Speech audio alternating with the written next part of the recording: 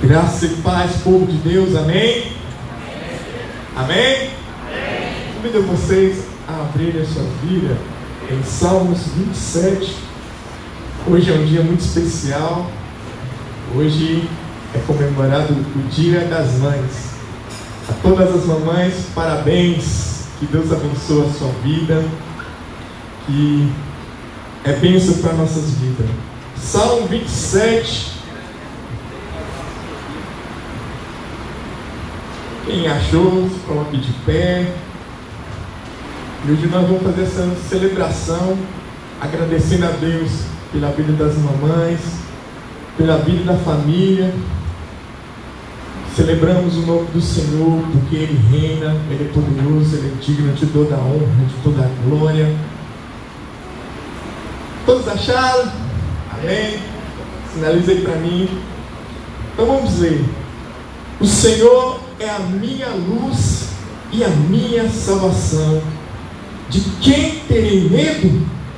O Senhor é a fortaleza da minha vida. A quem temerei? Quando os malfeitores me sobrevêm para me destruir, meus opressores e inimigos, eles é que tropeçam e caem. Ainda que um exército se acampe contra mim, não se atemorizar o meu coração. E se estourar contra a minha guerra, ainda assim terei confiança. Agora no versículo 4. Uma coisa peço ao Senhor, e a buscarei, que eu possa morar na casa do Senhor todos os dias da minha vida. Que eu possa estar na presença do Senhor todos os dias da minha vida. Que eu possa sempre estar com o coração ansioso, querendo o Senhor a todo instante, todos os dias da minha vida. Você pode dizer isso também para o Senhor? Fala: Senhor, faça morada no meu coração, porque só o Senhor tem o poder para salvar, poder para transformar, mudar a nossa situação que nós estamos vivendo. Vamos fechar nossos olhos, vamos clamar ao Senhor. Senhor, meu Deus, nos apresentamos diante do Teu altar, Senhor, porque Tu és digno, Senhor, de receber todo louvor, toda honra e toda glória. Nós necessitamos do Teu amor, nós necessitamos da Tua cura, nós necessitamos do Teu perdão. Senhor, olhe para dentro de nós, Senhor. Muitas vezes circunstâncias causam medo. Muitas vezes ouvimos notícias, nos traz pânico. Mas, Senhor, nós queremos confiar no Senhor. Tira, Senhor, todo medo que há no meu coração. Tira, Senhor, toda ansiedade que há no meu coração, Pai. E enche-me da Tua presença, Senhor. Porque o verdadeiro amor lança fora todo o medo. Nós queremos esse amor repousando em nossa vida. O verdadeiro amor que vem de Deus. O verdadeiro amor que vem de Jesus Cristo, que liberta, que destrói toda opressão e que nos traz vida, Senhor. Oh, Deus, enche-nos, Senhor. Enche-nos, oh Pai, da Tua unção, Pai. Prepara o nosso coração, porque nós queremos mais de Ti, mais da Tua unção, Pai. Enche-nos, ó Deus. Oh, Pai, só Tu, Senhor, tem o poder para salvar, poder para libertar. Oh, Deus, nós necessitamos de Ti. Todos necessitam de um amor perfeito, perdão e compaixão. Todos necessitam de graça e esperança, de um Deus que salva.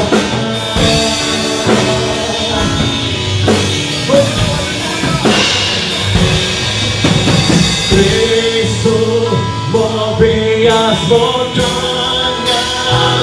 Ele tem poder para salvar, tem poder para salvar.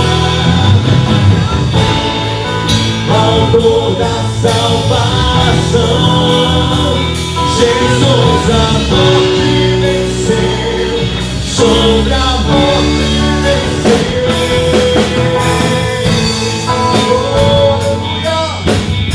Te louvamos, Deus, te louvamos, Pai.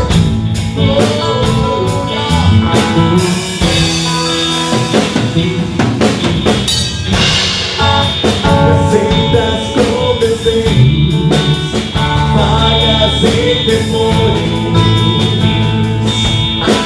encheu meu viver, a minha vida entrego pra seguir teus passos.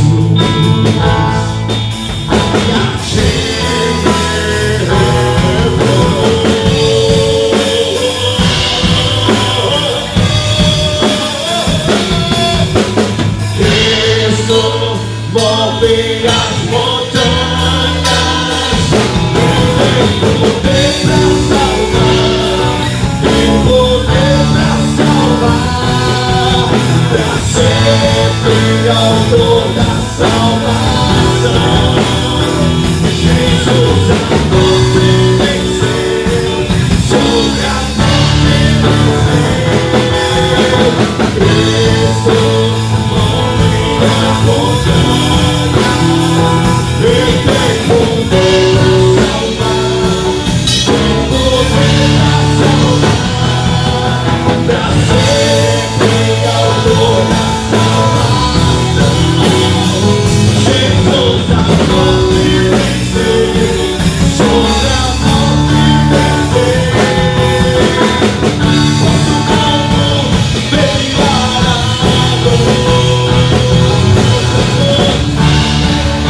Posso como brilhar a dor.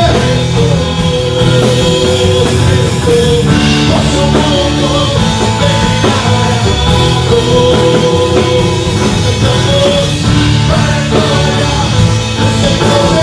a dor. Para a glória do Senhor Jesus. Move as montanhas, move as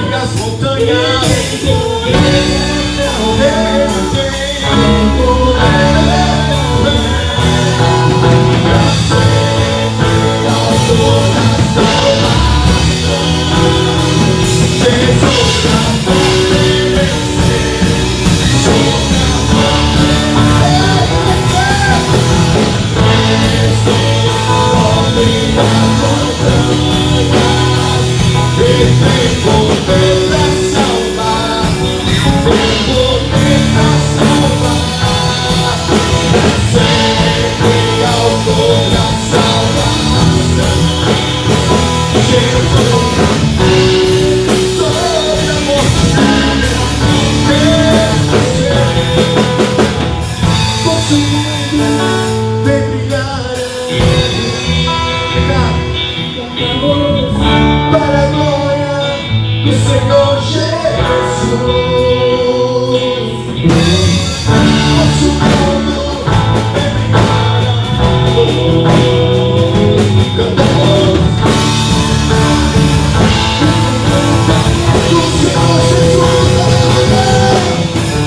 Nosso mundo é brilhar, cantamos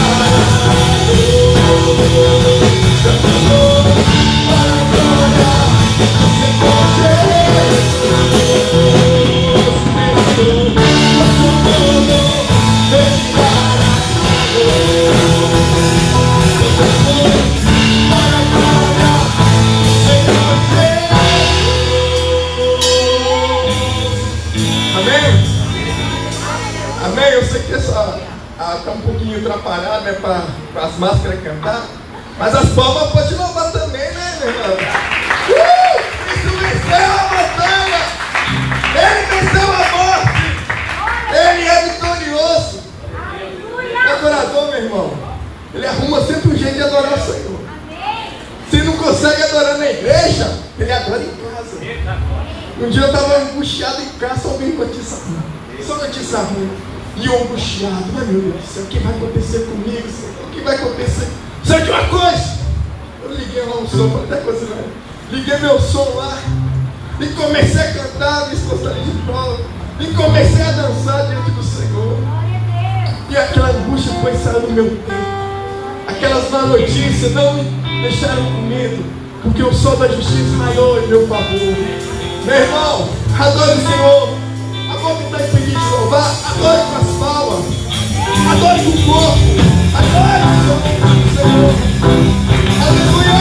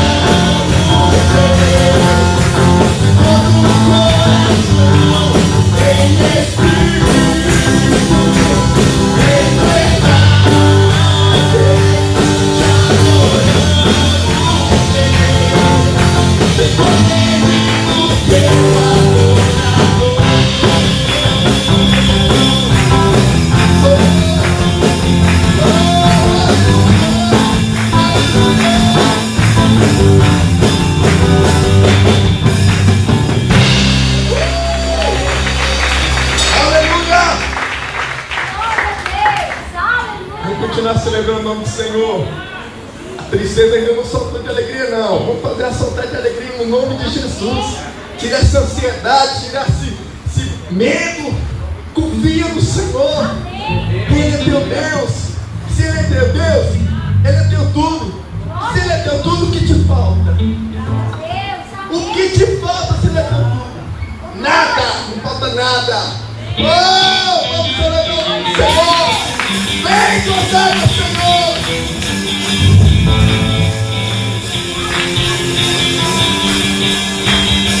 Oh!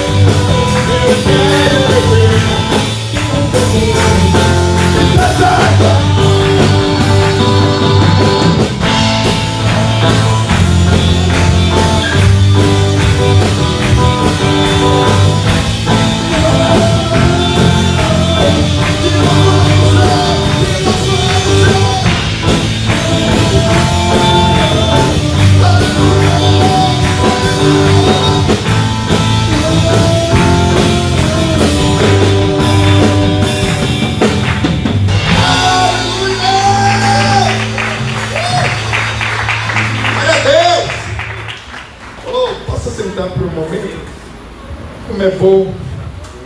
Oh, Deus é tremendo demais. Deus é grandioso demais. Só temos a Ele para nos socorrer, nos recorrer somente a Ele. Ele é teu refúgio, é tua segurança. Hoje o mundo vive em insegurança. Hoje o mundo está vivendo em segurança. Mas aqueles que confiam no Senhor, eles sim encontram segurança. E mesmo ao meio ao caos, mesmo ao meio desespero, ele busca o Senhor e ele encontra a paz, refúgio. Eu fico sempre, quando eu leio a Bíblia, eu fico lembrando os homens do passado. José, ele viveu em meio à crise. José, filho de Jacó, ele foi perseguido pelos seus irmãos, foi vendido como escravo, ele inventaram calúnia a teu respeito, foi preso. Mas aonde ele estava, ali ele prosperava. Imagine prosperar sendo escravo. Imagine prosperar na prisão. Imagine isso. Porque ele tinha confiança no Deus. O Deus que fez a promessa para ele. Ele prosperava. E o Senhor honrou. O Senhor levantou. Teve momentos de vitória grandiosas, né? Mas também teve um momento de crise lá no Egito, quando ele foi governador. Por 7 anos a terra passou fome. Mas ele tinha estratégia de Deus para vencer a crise. E mesmo assim, no meio da crise, ele conseguiu perdoar os seus irmãos, salvar os seus irmãos. Meu irmão, não fique desesperado em meio à crise. Confie no Senhor teu Deus. Ele é Deus de promessas. Ele é Deus que vai te sustentar. Ele é o Deus que vai te guardar. É o Deus que vai te livrar. É só depositar sua confiança no Senhor. Como José, no meio à crise, eu vou continuar sendo fiel ao meu Deus. Em meio à crise, eu não vou abandonar o meu Deus. Em meio à crise, eu não vou desistir da promessa de Deus. Em meio à crise, eu vou confiar no meu Deus, porque Ele é fiel para cumprir. Ele é fiel para derramar as bênçãos. Ele é fiel para derramar as suas bênçãos. Você pode fechar os seus olhos e apresentar a sua vida ao Senhor. Oh Deus, Tu és o mesmo Deus. Tu és Deus, Pai. Não tem outro bem além de Ti. Só tem o Senhor, Pai, para me socorrer, ó Deus. Oh, Pai, eu só tenho a Ti, Senhor. Oh, me ajude, Deus. Oh, Pai.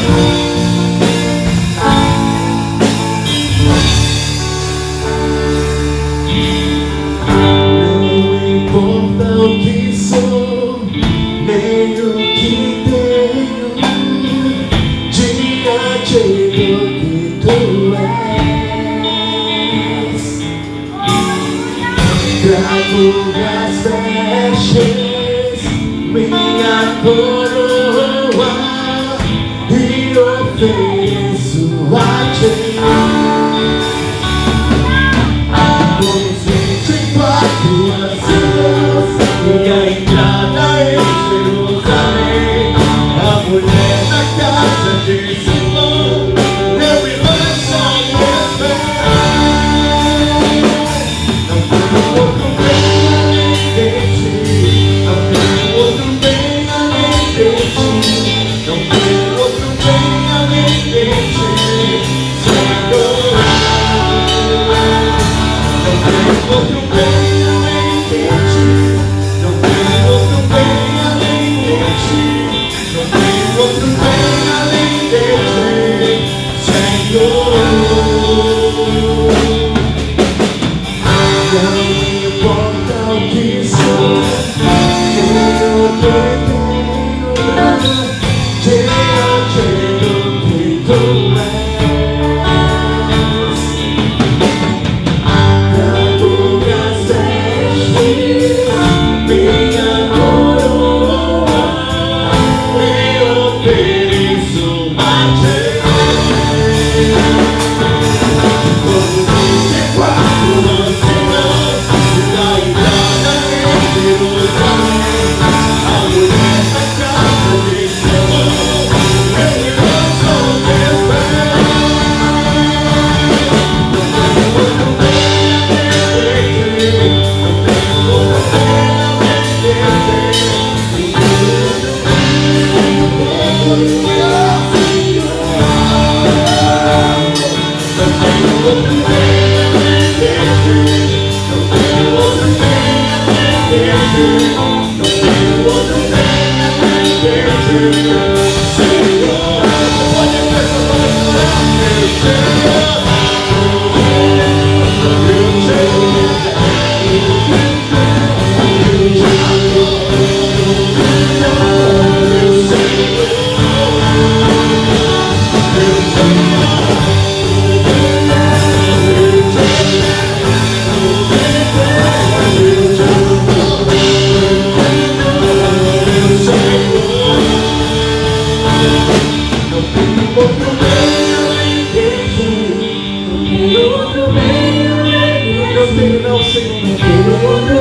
Eu só tenho a Ti, meu Pai, o meu socorro, o meu libertador, o meu salvador, aquele que eu paro em Seus braços.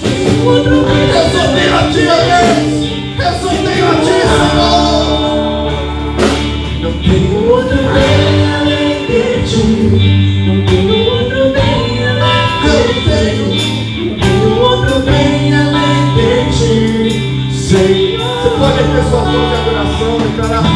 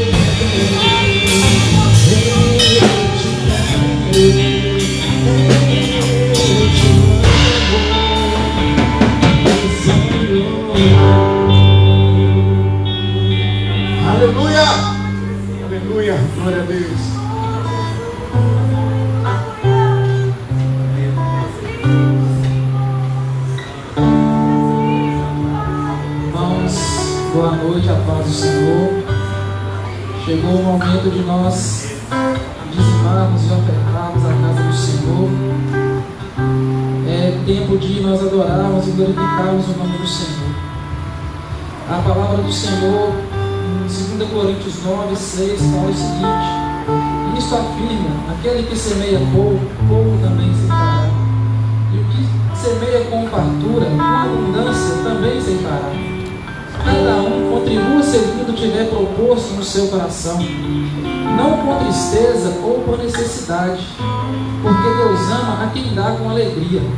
E no versículo 10 diz assim: ora, aquele que dá semente ao que semeia e pão para alimento, também suprirá e aumentará a vossa semente, a vossa sementeira, e multiplicará os frutos da vossa justiça. O Senhor, Ele nos afirma que aquele que semeia com alegria e semeia com gratidão, ele irá colher frutos de alegria.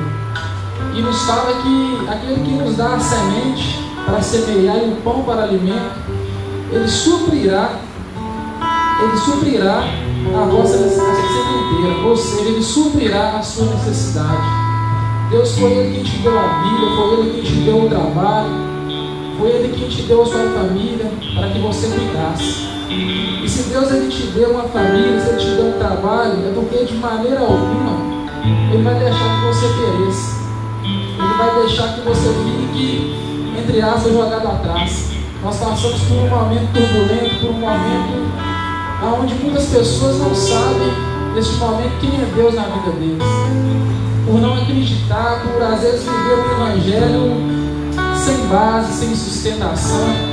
Entra um conflito na mente neste momento de quem Deus é na minha vida. Será que eu vou passar? Será que eu vou chegar no final? E a palavra do Senhor nos afirma que se nós permanecermos fiel, Deus Ele vai permanecer fiel à sua vida.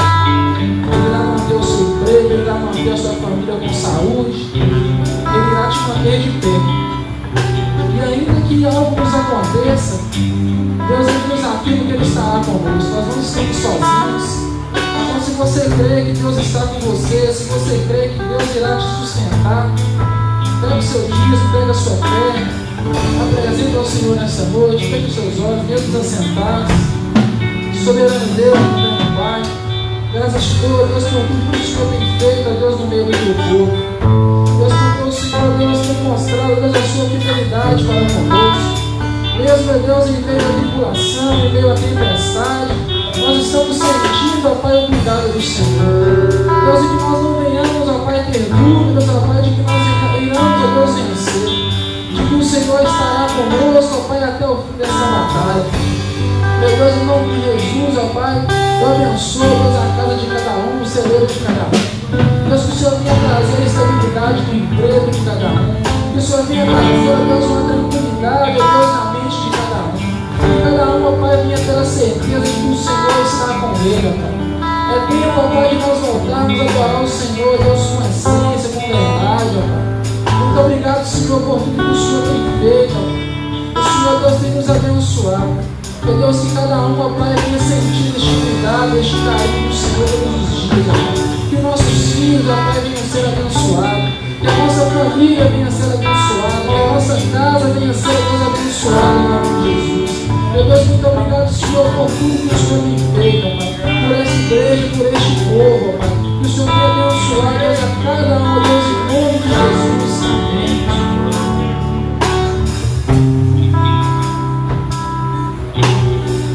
Todo mundo quer pegar no serviço do seu pé.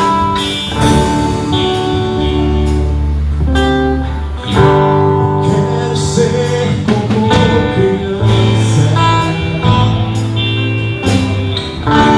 te amar pelo que és,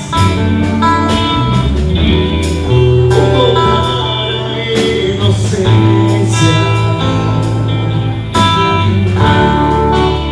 acreditar em ti. Mas às vezes sou levado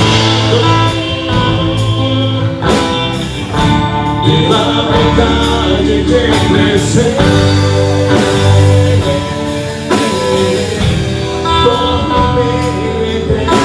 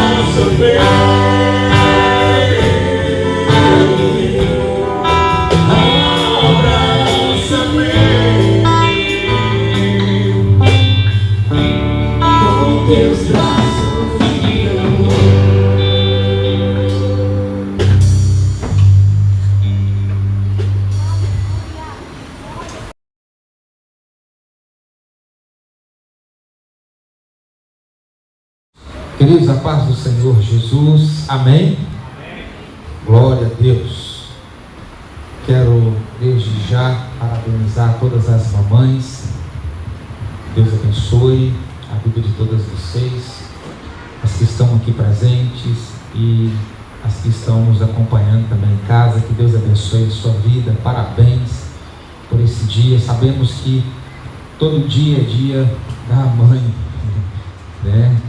A mãe exerce este papel fundamental na vida da casa em si. E todos os dias também é o dia da mãe. Porém, existe uma data específica e hoje nós estamos comemorando esta data. Que Deus abençoe a vida de todas vocês em nome de Jesus. E as que não são, saiba que Deus, Ele é poderoso para fazer frutificar a sua madre em nome de Jesus. Caso tenha alguma impossibilidade, o Deus a qual nós servimos é o Deus que opera milagres, é o mesmo e não mudou. Ontem, hoje e será eternamente. Amém? Amém? Amém. Glória a Deus. Lucas capítulo de número 10, versículo número 25. Acredito ser impossível de ter alguém aqui que não ouviu esta história.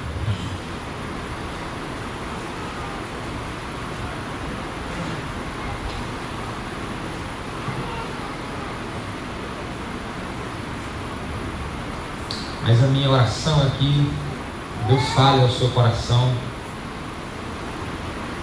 através dessa palavra, assim como falou ao meu, e assim como tem falado aqui no decorrer deste culto. Se coloque de pé, nós vamos fazer essa leitura. Vou pedir que você depois conserve a sua Bíblia aberta, não a feche,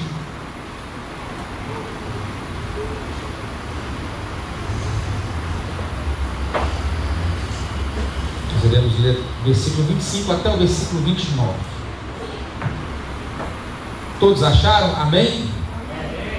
Glória a Deus. Você em casa também, se quiser nos acompanhar, abra sua Bíblia aí, vamos fazer essa leitura e preste atenção naquilo que Deus tem para falar com todos nós. Diz assim: certa ocasião, um perito na lei levantou-se para pôr Jesus à prova e lhe perguntou: mestre, o que preciso fazer para herdar a vida eterna? O que preciso fazer para herdar a vida eterna? O que está escrito na lei? Respondeu Jesus. Como você é a lei? Ele respondeu: ame o Senhor, o seu Deus, de todo o seu coração, de toda a sua alma, de todas as suas forças e de todo o seu entendimento, e ame o seu próximo como a si mesmo. Disse Jesus: você respondeu corretamente, faça isso e viverá. Mas ele, querendo justificar-se, perguntou a Jesus: quem é o meu próximo? Só até aqui. Deixa sua Bíblia aberta, depois nós vamos, no decorrer da mensagem, ler a parábola do bom samaritano, mas fecha os olhos agora. Senhor nosso Deus, eterno Pai, te louvamos, ó Deus, por mais esta oportunidade de reunirmos como igreja e por estarmos, ó Deus, nesse ajuntamento. Tua palavra nos garante, ó Pai, que o Senhor se faz presente e nesta comunhão o Senhor ordena a bênção. E nós, ó Pai, estamos aqui, somos sedentos da tua bênção em nome de Jesus. Fale conosco, que o Senhor nos instrua, nos admoesta nesta noite através da tua palavra, segundo o teu querer, segundo a tua vontade, em nome de Jesus. Amém e amém. Pode assentar-se.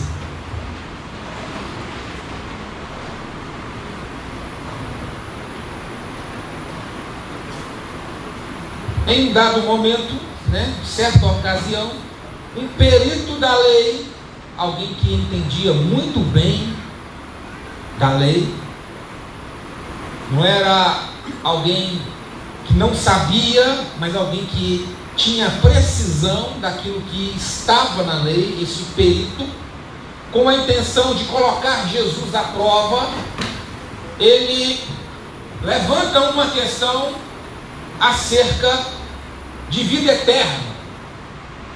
Mas como nós lemos o texto aqui, sobre vida eterna, ele já tinha um conceito próprio do que deveria se fazer para herdar a vida eterna. A dúvida dele mesmo era: quem era o meu próximo? Quem é o meu próximo?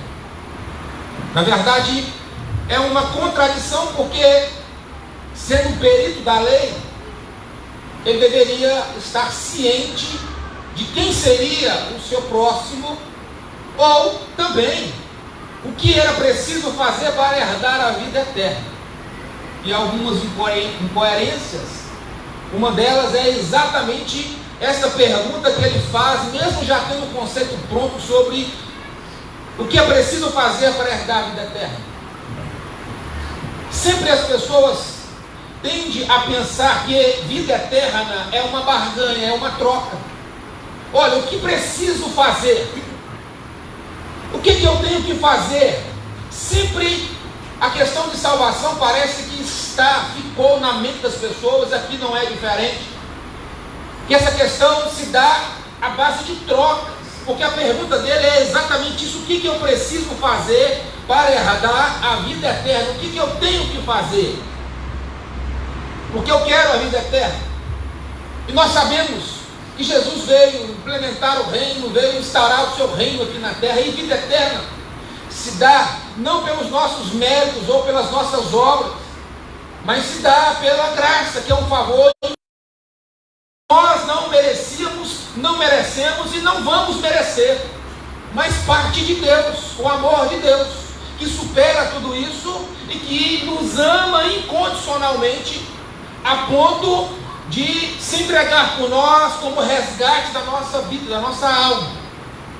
E este mestre aqui da lei, esse perito, ele vem com essa pergunta sobre: tem alguma coisa que eu preciso fazer? O que depende de mim? Me explica. Aí Jesus responde para ele com duas perguntas. Olha, o que está escrito na lei? Respondeu Jesus.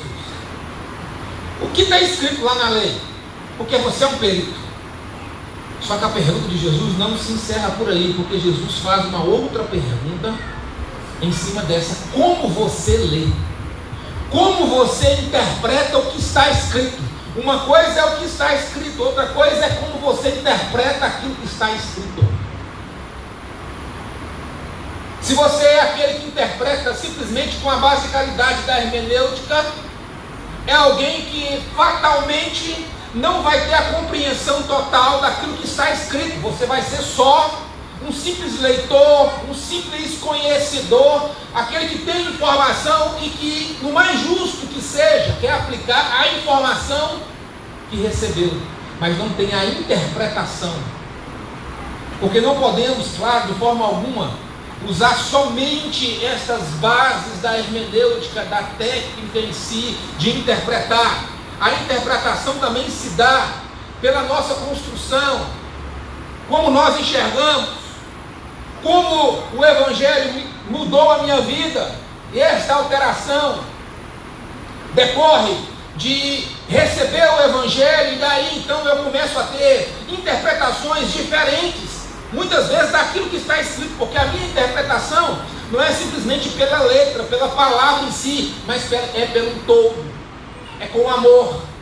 A minha interpretação, ela não se dá muito na moral, mas na ética em si.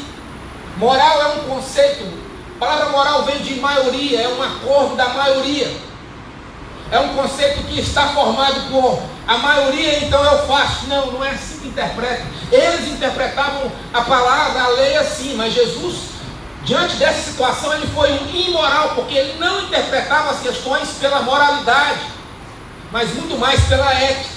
A palavra ética vem de ethos, significa abrigo, significa um acordo, significa um hábito em si.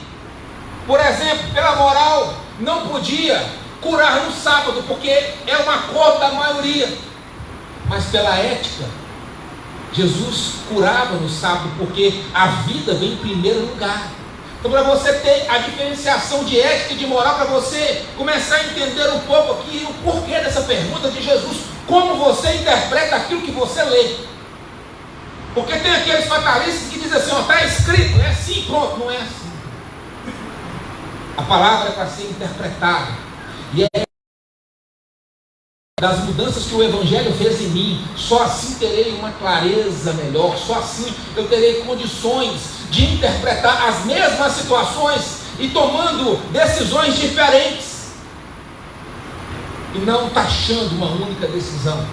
Jesus, ele foi muito mais um ser da ética, porque em favor da vida ele quebrava os acordos da moral que existia. A pergunta de Jesus é exatamente isso. Olha, o que você lê, como você lê, agora como você interpreta. Isso é muito sério, muito importante, porque é daí que passamos a ter uma leitura correta, uma interpretação correta acerca do espírito da palavra, não simplesmente a letra da palavra, mas o espírito da palavra, que é amor, que é graça, que é justiça, que é misericórdia. Isso às vezes é muito difícil de entrar na cabeça das pessoas, porque as pessoas são muito justiceiras. Já repararam? E aqui os peritos da lei, os fariseus e os mestres também eram assim. E claro que isso decorre também deles, porque era assim, olha, alguém pecou, tem que morrer, olho por olho, dente por dente, tem que morrer, foi pego em ato adultério, tem que apedrejar. Olha, não tem o espírito da palavra, não sabe como interpretar, não a interpreta com amor, com graça, com misericórdia. Por isso que Jesus faz essa pergunta para esse perito da lei. Aí ele responde aquilo que ele tem como conhecimento. Olha, ele respondeu: ame o Senhor, o seu Deus, de todo o seu coração, está certo, de toda a sua alma está correto, de todas as suas forças está maravilhosamente certo, e de todo o seu entendimento, e ame o seu próximo como a si mesmo. Aí ele pergunta: quem é este próximo? quem é o meu próximo? Como que eu vou, se eu sei que é para amar o próximo, mas eu não sei quem é o próximo? Olha uma outra incoerência naquele que é perito da lei. Aí Jesus, para poder simplificar, conta uma historinha para ele, muito de pai, para filho, de avô para neto. Jesus vai, vou simplificar para você entender aquilo que é necessário. Disse Jesus: você respondeu corretamente, faça isso. Ou seja, é sinal que ele não estava fazendo. Faça isso e viverá. O outro sinal que ele não estava fazendo é porque, versículo 29, mas ele querendo justificar-se. Só se justifica quem se sente no dever, quem se sente devedor de alguma coisa. O versículo 29 já diz: querendo justificar-se, perguntou a Jesus: e quem é o meu próximo? Se nós começarmos a lembrar das histórias bíblicas, de como esses peritos, como os fariseus e os mestres da lei se comportavam, próximo para eles eram aquelas pessoas que comungavam, aquelas pessoas que faziam aquilo que eles determinavam, somente aqueles que pertenciam ao seu clã, somente aqueles que também julgavam o outro, que menosprezavam o outro. Se olharmos pela ótica destes mestres da lei, desses peritos, próximo deles seriam estas pessoas. Jamais seria a multidão, jamais seria aquele que era menos favorecido, como Jesus foi acusado por eles, de ser um glutão, de não ser mestre porque come com pecadores. Olha, havia sim essa questão dentro deles. Aí Jesus conta para ele essa história. Em resposta, disse Jesus: um homem descia de Jerusalém para Jericó, quando caiu nas mãos de assaltantes. Estes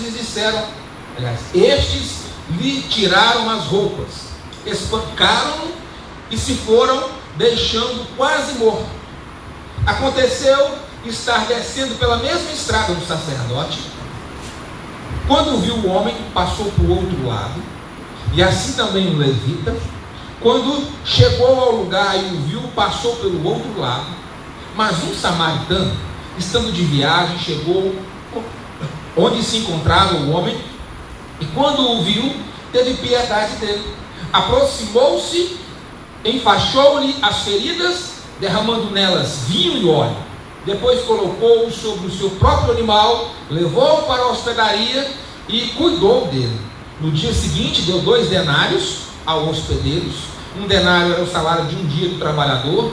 2 denários significava que ele podia ficar hospedado 2 meses aqui neste lugar. E disse para ele: cuide dele. Quando eu voltar, lhe pagarei todas as despesas que você tiver. Qual desses 3, outra pergunta que Jesus faz, você acha que foi o próximo do homem que caiu nas mãos dos assaltantes? Aquele que teve misericórdia dele, respondeu o perito da lei. Jesus lhe disse: vá e faça o mesmo, reforçando aquilo que Jesus disse no versículo 28, faça isso e viverá, sinal que ele não fazia. Jesus contou essa parábola ou essa história para este perito da lei, também para ilustrar como os ensinamentos dos fariseus, dos mestres, desses peritos na lei, como o ensinamento deles havia influenciado até mesmo os sacerdotes, até mesmo os levitas. Porque ao lermos a história, nós percebemos que um homem foi assaltado, estava ali quase morto, e aí alguns personagens entram em cena. O sacerdote que passou e não deu conta daquilo, o levita também, que só olhou com um olhar curioso e seguiu a sua viagem. Para você entender que como estava a situação real de Israel naquele momento.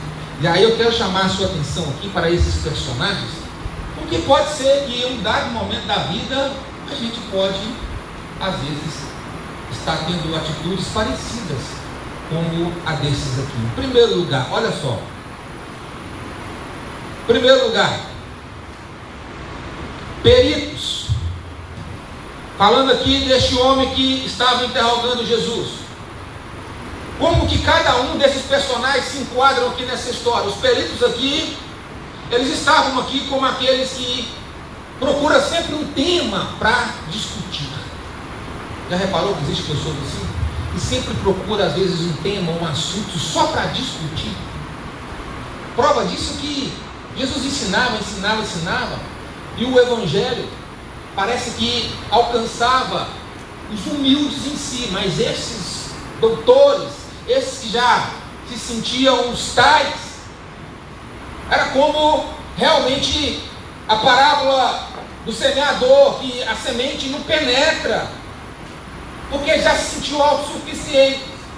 E aqui os peritos são aqueles que realmente buscam um tema só para poder discutir, só para poder mostrar a contradição. Nós estamos cercados de pessoas assim, irmãos, que muitas vezes já têm a resposta da sua própria pergunta, mas só levanta a questão para poder ter um tema para discutir, só para poder bater boca, só para poder às vezes irritar o outro, só para confrontar o outro. Os peritos aqui são esses. E nós encontramos pessoas assim. Os ladrões são aqueles que têm como objetivo só de explorar. O ladrão que desceu aqui, que assaltou esse homem aqui, que estava indo para Jericó, são aqueles que muitas vezes, olhando para a dificuldade do outro, ou para a fragilidade do outro, diante das circunstâncias, são aqueles que se aproximam só para sugar, para explorar, para tirar, para extrair. E isso acontece em todos os meios, em todos os lugares, no meio evangélico, na igreja, em qualquer lugar isso acontece. Pessoas que muitas vezes se aproximam de nós, se aproximam de você com o intuito de extrair algo de você, tirar algo que é seu.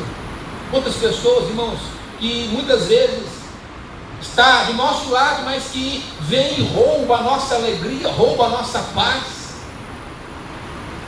Ou nunca aconteceu isso?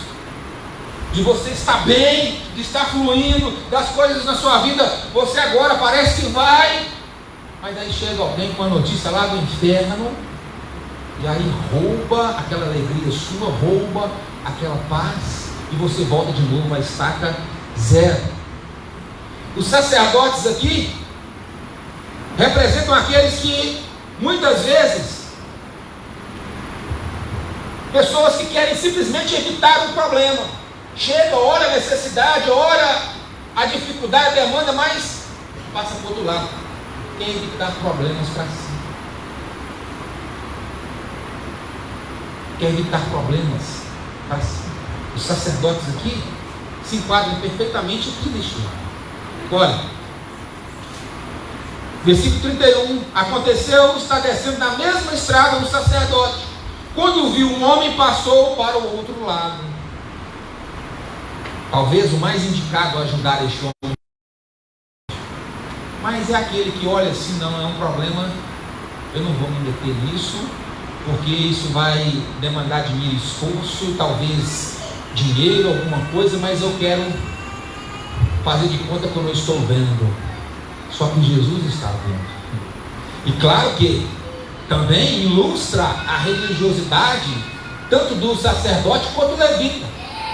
Porque vendo alguém morto, ou quase morto, ao passar de lado, não sabendo se estava morto ou não, porque se ele tivesse tocado naquele morto, ele tinha que purificar para depois ir para o templo. Como é que ele ia tocar em um cadáver? Ele não poderia exercer a sua função.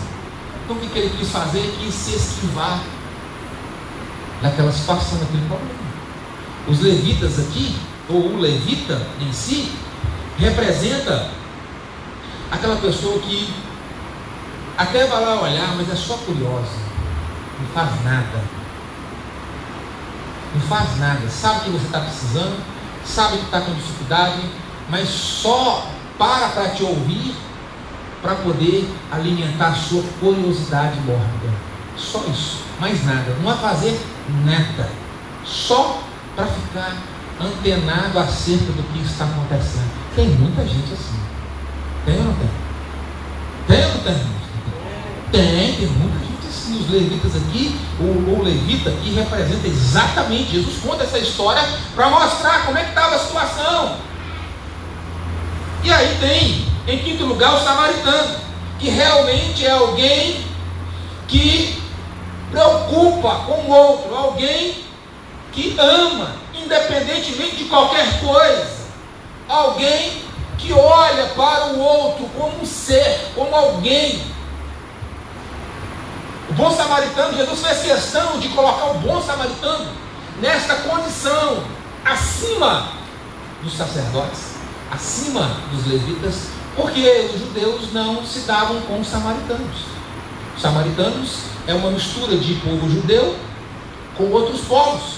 Quando Israel, a tribo do norte, depois do exílio, eles casaram-se com outros povos, daí surgiram os samaritanos. Então era uma raça misturada, e os judeus legítimos mesmo de Abraão não aceitavam os samaritanos. E aí Jesus já colocou o samaritano em uma outra condição, para poder mostrar para eles que não é para ter essa discriminação, para acabar com isso, que todos nós somos irmãos. E aí o samaritano aqui é alguém que, olha, preocupa com o outro, preocupa com a demanda do outro, independentemente do que o outro possa oferecer para essa pessoa. Agora, para a gente encaixar bem aqui nessa história, três princípios para aprendermos aqui com esta palavra, o que significa amar o próximo. 3 princípios para nós entendermos o que significa amar o próximo. Vamos lá. Em primeiro lugar, é muito fácil justificar a ausência de amor. Já reparou isso? É fácil de justificar o porquê não estamos fazendo, o porquê a ausência de amor é fácil. Apesar de nenhuma justificativa, cara, ela é aceitável. Mas é muito mal uma justificativa.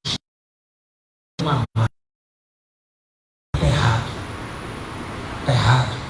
Porque o Evangelho, ele se não for para amar o outro, causou efeito em mim necessário. Se o Evangelho que eu recebi não causou essa transformação em mim em relação ao outro, e aí, tendo a atitude que o bom samaritano teve, de olhar para o outro como um ser, não como alguém que pode oferecer alguma coisa para você, mas olhar para um indivíduo, para uma alma, entendendo que ali é uma pessoa que precisa às vezes de atenção, de cuidado, de carinho, e que tem um valor, a qual o próprio Jesus disse que uma alma vale mais do que o mundo inteiro.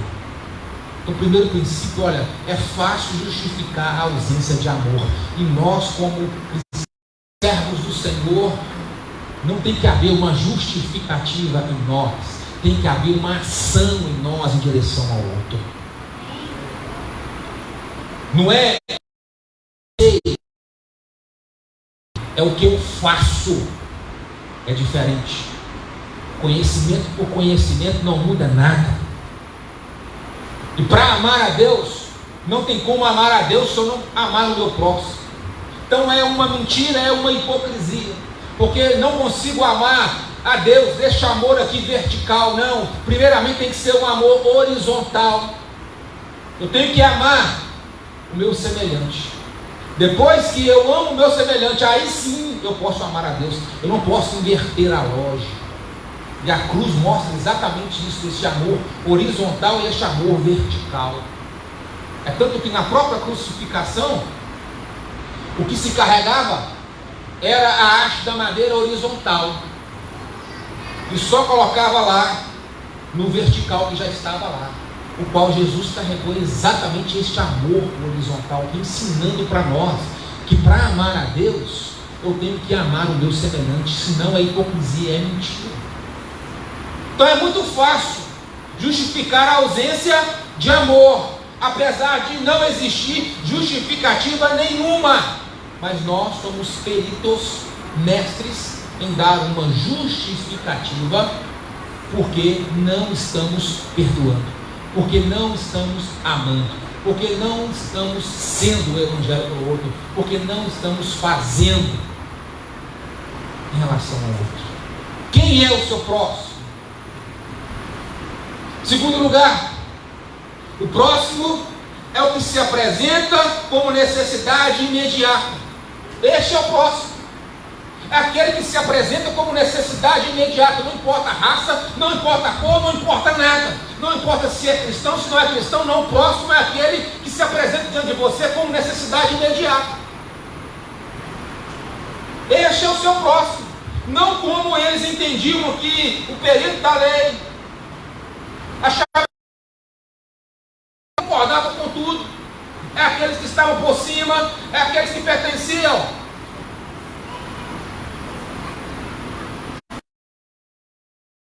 Não. É por isso que Jesus, ele foi acessível a todos. Por isso que Jesus ficou menos no templo e mais do lado de fora.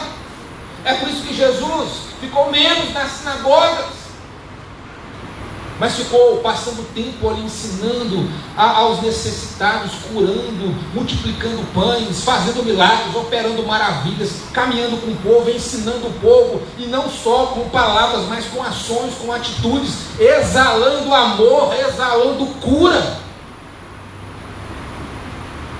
É por isso que eles não concordavam com Jesus. É por isso que ele quis aqui, olha, pegar Jesus, como nós lemos no versículo 25, queria colocar Jesus à prova, queria saber a opinião de Jesus, mas não simplesmente saber a opinião, como aquele que respeita a opinião alheia, o contraditório, não, mas para poder se justificar naquilo que já acreditava, para poder se auto-validar. Quem é o meu próximo? Segundo lugar, segundo princípio que eu aprendo, próximo é o que se apresenta como necessidade imediata, não importa quem seja. Há muitas pessoas que chegam diante de nós e nós não identificamos como próximo. Já reparou isso? É muito lindo escutarmos testemunhos de que Deus enviou alguém, uma pessoa, e abençoou fulano, e abençoou ciclano, e a gente fica encantado e até aplaude o testemunho, mas quando chega a sua vez, o que você faz? Em muitos casos, faz uma análise de quem está ali diante de você e não consegue identificar como próximo, porque não veste como você veste, porque não vai aonde você vai. Tem muitas pessoas que não conseguem identificar que o próximo não é só aquele que está perto, mas aquele que necessita. Não consegue identificar o próximo também que está perto. Quantos filhos que não conseguem identificar esse próximo que é o seu pai, esse próximo que é a sua mãe, e aí, ou vice-versa. Nós precisamos de mudar o nosso olhar, porque nós somos igreja de Cristo, e nós somos representantes de Cristo aqui na terra, e nós temos incumbência, nós temos propósitos, e o mundo precisa conhecer Jesus, não por aquilo que pregamos ou falamos, mas por aquilo que somos. Não é o que eu falo, é o que eu sou. É isso que nós precisamos de entender, para saber a vontade do Senhor. Então, próximo é o que se apresenta como necessidade imediata, não importa quem seja. Terceiro lugar, terceiro princípio: o amor ganha significado na prática. O amor ganha significado na prática. Não adianta falar lindas palavras, não adianta você pegar um dia como hoje, que é o dia das mães, sim, mãe, eu te amo, você é tudo para mim, e tá lindo o discurso, e às vezes até copiado, mas não importa. Se na prática você não faz isso, se na prática você não ama sua mãe, não honra seu pai, não honra sua mãe, está errado. O amor ganha significado na prática, senão é hipocrisia, é mentira, farisaísmo. O amor ganha significado na prática, quando você respeita, quando você entende a autoridade, é quando você realmente deixa as palavras de lado e começa a agir, quando você, ao perceber a necessidade, você não tem julgamentos para si, não tem julgamentos em relação ao outro, Olha, havia um homem que estava caído na estrada. É uma história que acontece, irmãos. É uma parábola que Jesus contou, sim, é uma história para poder ensinar, reforçar o ensinamento. Mas é uma história que acontece todo momento. Quantas pessoas que estão do seu lado, que estão caídas. E aqui, o sacerdote simplesmente é um problema que eu quero evitar para mim. Levita, eu me satisfaço só em saber o que aconteceu, só a curiosidade. Mas Jesus veio exatamente resgatar. Aqui, o bom samaritano representa exatamente também esse resgate de Jesus, para que se quebre, para que se quebrasse essa diferença, esse preconceito que o povo judeu tinha com relação aos samaritanos, porque todos eles eram irmãos. E aí eu faço para você a pergunta que o perito na lei aqui fez para Jesus: quem é o seu próximo? Você já refletiu que talvez nessa semana tinha um próximo, tinha alguém próximo de você que precisou, e de repente não precisou, não foi de recursos financeiros, porque às vezes quando se fala de ajudar, logo se conecta com o dinheiro, não é isso. Nesse tempo que nós estamos vivendo, de incertezas, tempos de angústias, tempos difíceis, o que as pessoas estão precisando de ouvir é uma palavra encorajadora. E você, como igreja, você tem essa palavra, você tem essa autoridade de liberar essa palavra no coração daquele que está aflito. Mas além de liberar uma palavra que vai animar, você também tem condições de ouvir aquele que está precisando de ser ouvido. Tem muitas pessoas que estão precisando só de ser ouvido, que você começa a conversar e a pessoa só quer falar, porque não está tendo esse entendimento aonde ela está, de que é necessário ser ouvido. Muitas vezes nós não conseguimos identificar que o nosso próximo, ele é bem próximo, ele está dentro de casa, e nesse tempo e neste momento é o que você precisa de fazer. De repente você precisa de sentar com o seu marido e dizer para ele assim: olha, o que está passando com você? E quanto tempo nós não conversamos? Está preocupado com o quê? Ou o marido com a esposa, como é que você está conseguindo gerir toda essa situação? Porque cada um lidar com o mesmo problema de formas diferentes. Eu não posso cobrar da minha esposa a forma que eu lido com os problemas. Eu tenho que entender que ela é diferente de mim, e entendendo eu preciso de respeitar o limite. Isso é entender a demanda do próximo. Quem é o próximo que está do meu lado? Porque o que mais se vê são às vezes pessoas buscando pessoas que estão longe para se tornar próximas delas, e desprezando os próximos que estão do seu lado. Não é assim? Às vezes, para os de casa não fazem, mas para os de fora, para os distantes, faz tudo e um pouco mais. Próximo é aquele que se apresenta como necessidade imediata. E a palavra de Deus para mim, para você nessa noite é justamente isso. Olha, você não foi chamado para ser igreja à toa. Você é representante de Deus, você precisa de liberar uma palavra de fé, de coragem para aqueles que estão do seu lado, mas você também precisa de ouvir aqueles que estão do seu lado. Porque se você, graças a Deus, está com o coração apaziguado, tranquilo, amém, glória a Deus, exale esta paz para o outro, exale este amor para o outro. Pode ser que o outro não consiga ou não está conseguindo lidar com a mesma situação que todos estão lidando. Comece a enxergar, comece a ver o próximo que está bem próximo de você e que você ainda não percebeu as suas necessidades, as suas demandas. Comece a perceber, comece a olhar, que você vai ver São princípios que nós precisamos de aprender. O amor só ganha significado na prática, senão será só lindas palavras. E hoje a geração está mestre em fazer isso, não é assim? É no Face, é no Instagram, é não sei aonde. Todo mundo tem uma homenagem linda, um discurso maravilhoso, não é assim? E parece que se você não faz como todo mundo faz, parece que você está errado. É, não é? Mas eu quero ver na prática. Quero ver você, olha, dar significado às suas palavras na prática. É isso que Jesus está nos ensinando. É isso que Jesus estava ensinando aqui para este povo. Olha, esse samaritano pegou o seu dinheiro, o salário de 2 dias de trabalho, investiu em alguém que ele não conhecia. Pegou do seu óleo, pegou a faixa, enrolou nas suas feridas, pegou do seu vinho, pegou do seu óleo, porque o óleo era para curar, era um remédio, o vinho também era para anestesiar.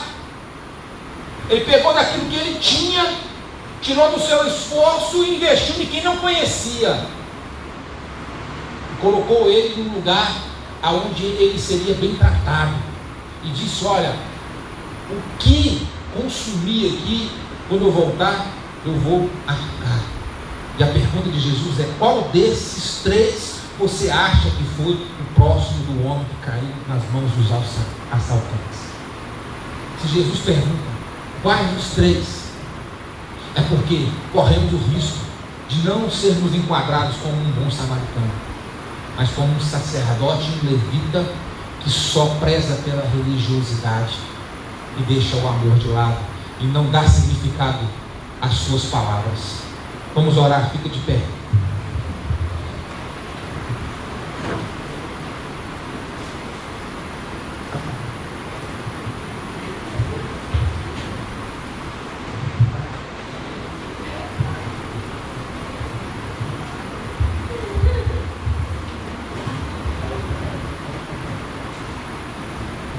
Dê significado às suas palavras. Verdadeiramente você estará amando. Nós vamos orar neste momento. Eu quero que você reflita, quero que você pense. Não nos falta conhecimento, não nos falta letra. O que nos falta é exatamente esse olhar com graça, esse olhar com amor para aquilo que já está escrito, e aí sim fazer as interpretações corretas como Jesus nos ensinou. Caso contrário, seremos só um perito da lei. Caso contrário, seremos só aquele que tem uma história, um tempo, mas que não tem aquela experiência com o Senhor Jesus. Sabe o que Jesus falou para esses peritos, para esses mestres da lei? Jesus disse assim: olha, as prostitutas precedem vocês no reino dos céus. Elas precedem, porque isso estão bem antes de vocês no reino dos céus. Sabe por quê? Porque na condição de pecado que elas estão, não há hipocrisia. Ela está na verdade do seu erro. Para vocês, fala uma coisa, mas vive outra. Vocês estão na hipocrisia. Olha a palavra que Jesus faz, olha a comparação que Jesus faz ao religioso e às prostitutas. Precedem, que estão antes. Porque mesmo no seu erro, elas não estão tentando maquiar e provar o contrário e fingir para o outro. Não, elas estão na verdade do seu erro. Está errado? Está. Mas em relação a vocês, que se dizem amar, mas não convertem as palavras em prática, vocês estão depois. Vamos orar? Feche os seus olhos. É necessário voltar a ser como criança mesmo.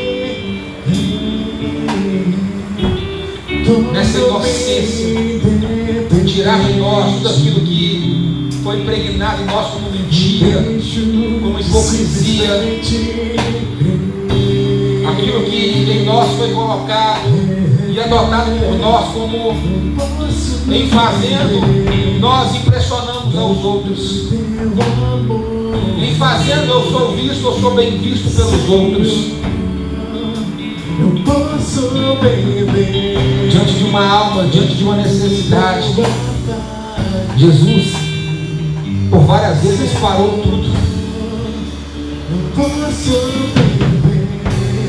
Jesus sempre foi aquele que atendeu às necessidades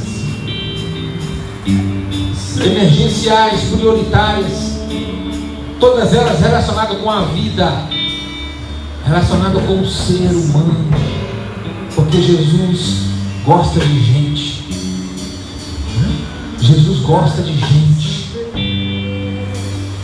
É necessário pedirmos ao Senhor para que Ele venha nos ensinar a gostar de gente.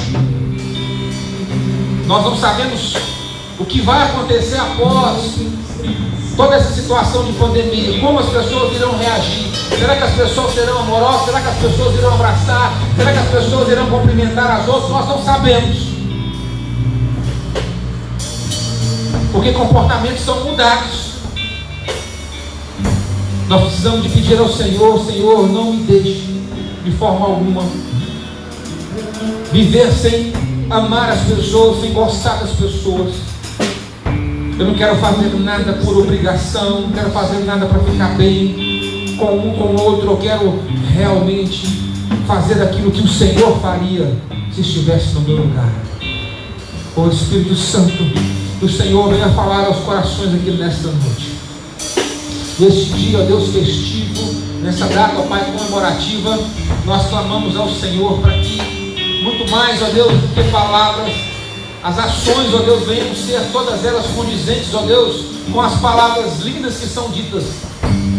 Possamos, ó Deus, dar significado, ó Pai, ao amor, através, ó Pai, das ações, através, ó Pai, das práticas. Possamos, ó Deus, enxergar a necessidade do outro, ó Deus, jamais, ó Deus, passar de lado, jamais, ó Deus, esquivar, mas entendendo, ó Deus, que se a necessidade se apresentou diante de mim, é porque sou eu que o Senhor quer usar, porque sou eu que o Senhor quer abençoar aquela vida através de mim. Sou eu que o Senhor quer usar para abençoar aquela vida. Pai, em nome de Jesus, que o Senhor, Deus, abra os olhos, ó Pai, que o Senhor abra os corações, para que a tua igreja venha entender, ó Deus, que somos representantes do Senhor, embaixadores de Cristo. Aonde nós chegamos, ó Deus, o teu reino chega, o teu reino chega, o teu reino que é amor, que é paz, que é justiça, chega juntamente conosco, porque nós representamos, ó Deus, o Senhor aqui na terra. Nos ensina, ó Deus, a viver, ó Pai, nessa dimensão. Nos ensina, ó Deus, a viver esse evangelho genuíno e puro, de verdade, ó Deus. Em nome de Jesus, ó Pai, que as mentes aqui presentes, que os corações aqui, ó Deus, os que estão em casa, que essa palavra, ó Deus, venha realmente falar e mudar, ó Deus, a visão, a atitude, ó Deus, transformar para a tua honra e glória.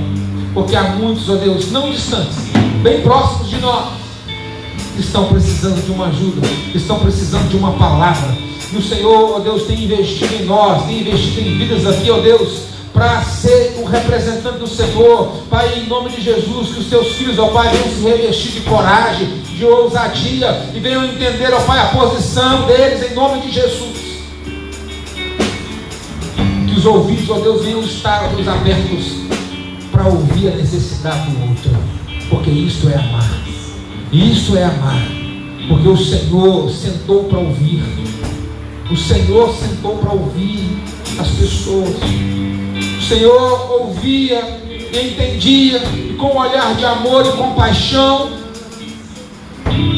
exalava graça e misericórdia para todos que precisavam. E em nome de Deus ser realmente parecidos com o Senhor, em nome de Jesus. Aleluia. Levante suas mãos e cante só o coro deste hino. Abraça-me,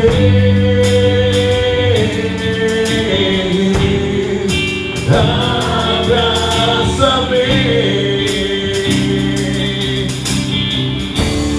com teus braços de amor. Aleluia. Não queremos ser surpreendidos, irmãos, com a notícia de que um filho ou esposa teve a capacidade de falar para o outro aquilo que estava passando, estava sentindo, mas não falou com você, porque você não enxergou como o próximo que precisava. É por isso que nós precisamos de estar atentos a tudo e a todos, em todos os momentos, para não sermos negligentes, principalmente com os de casa, como a palavra nos orienta, em nome de Jesus Cristo. Amém. Glória a Deus. Tire as suas mãos. Que o grande amor do nosso Deus e Pai, que a graça redentora de Cristo Jesus e as manifestações do Espírito Santo de Deus reinem em cada vida, agora e para todos sempre. Todos digam amém. Amém. Deus abençoe a sua vida. Deus abençoe a sua vida, a sua semana, em nome de Jesus Cristo.